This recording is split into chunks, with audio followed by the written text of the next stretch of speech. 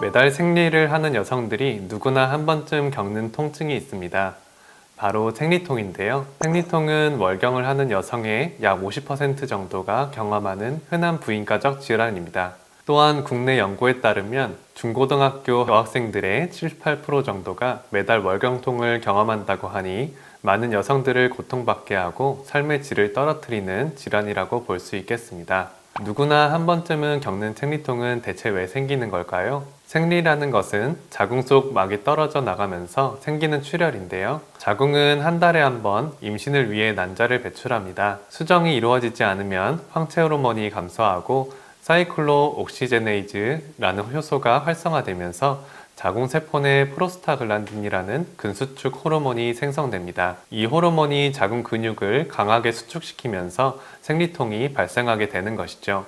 이러한 생리통은 크게 두 가지로 구분됩니다. 골반 내에 특별한 이상이 없이 생리 때 주기적으로 통증을 보이는 원발성 생리통과 골반 내 병적 변화와 연관되어 나타나는 속발성 생리통으로 나뉘는데요. 속발성 생리통의 경우 자궁 내막증, 골반염, 자궁 근종, 자궁 경부 협착 등을 포함한 여러 질환이나 자궁 내 장치 등으로 발생하게 됩니다. 속발성 생리통은 생리를 시작하기 약 1, 2주 전부터 발생해서 생리가 끝나고 며칠 후까지 통증이 지속되는 경우가 많습니다. 골반 내 질환 없이 발생하는 원발성 생리통은 생리 전에 심하다가 생리가 시작하면 감소하는 양상이 나타나는 반면에 속발성 생리통은 생리가 시작되면서 더욱 심한 경련성 통증이 나타나기도 합니다. 통증의 강도도 진통제로 완화되지 않을 정도로 심한 경우가 많죠. 그래서 속발성 생리통은 원인 질환에 대한 치료가 꼭 필요한 증상입니다. 생리통은 증상의 유형과 정도가 다양하고 흔히 경험하는 증상이기 때문에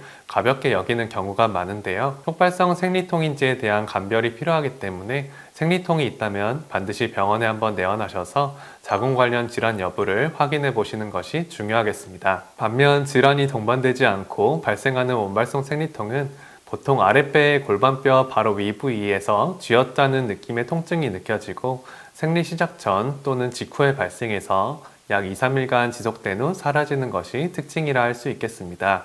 통증이 허리에서 엉치와 허벅지 사이까지 뻗치기도 하고 울렁거림, 구토, 설사 등이 동반되기도 합니다. 증상이 심한 경우에는 실신을 하기도 하는데요. 보통 초경후 1, 2년 내에 발생하기 때문에 어린 여학생들에게 흔하지만 40대 미만의 젊은 여성들에게도 흔히 발생하는 생리통입니다. 이러한 원발성 생리통은 한의치료를 통해서 좋은 효과를 볼 수 있는데요. 골반 부위의 혈류량을 높이고 프로스타글란딘 등의 염증 물질들이 잘 배출될 수 있도록 하는 것이 생리통의 한의치료 목적이라고 할 수 있습니다. 생리통은 한의학에서는 변증이라는 진단 도구를 통해서 골반 주변부의 혈액순환이 원활히 되지 않고 염증 물질들이 잘 제거되지 않는 원인들을 4가지 정도로 나누어 접근하는데요. 월경통 한의임상 진료 지침에 따르면 생리통의 원인을 기체혈허증, 한습응체증, 기혈허약증, 간신휴손증 등으로 구분합니다. 각각에 대해서 조금 더 자세히 알아보겠습니다. 첫 번째 기체혈허형은 보통 스트레스를 많이 받거나 예민한 성격을 가진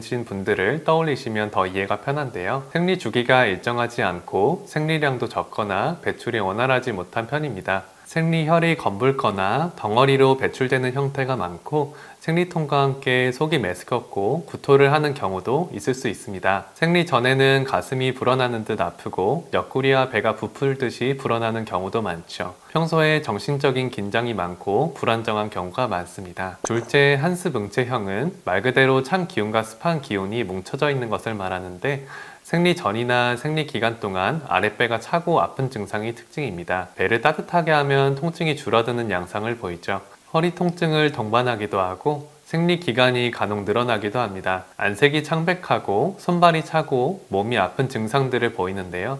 생리량도 적고 짙은 색의 생리혈을 보이기도 합니다. 셋째, 기혈허약형은 생리 기간이나 생리 후에 아랫배가 은은하게 아프고 밑이 빠질 듯이 아픈 느낌이 들기도 합니다. 아랫배를 누르면 편안해지고 슬슬 문질러주면 통증이 완화되기도 하는데요. 생리량이나 생리 주기가 불규칙하고 머리가 어지럽고 가슴이 뛰는 증상을 동반하기도 합니다. 용어에 있듯이 평소에도 기운이 없고 허약한 사람들이나 빈혈이 있거나 한 환자들이 여기에 속하겠습니다. 넷째, 간신휴손형은 생리 후에 아랫배가 은은하게 아프면서 생리량은 적거나 많을 때도 있고 생리혈은 이제 맑고 연한 특징을 띱니다. 특히 허리가 시리고 아픈 특징이 동반되는 것이 특징 중 하나입니다. 간신음어가 있는 경우 입안이 마르고 가슴이 달아오르고 답답해서 잠을 못 이루는 증상을 동반하기도 합니다. 한의치료는 이런 변증을 구분해서 각각의 상태에 맞는 치료를 하게 되는데요.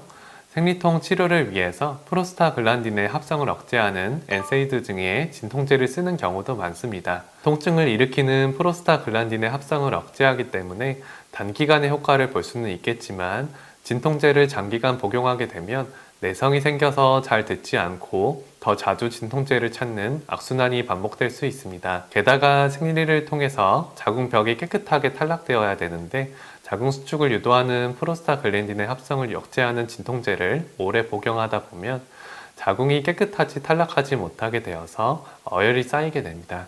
이런 상태가 지속되면 자궁 상태가 장기적으로 좋지 않아질 수도 있습니다.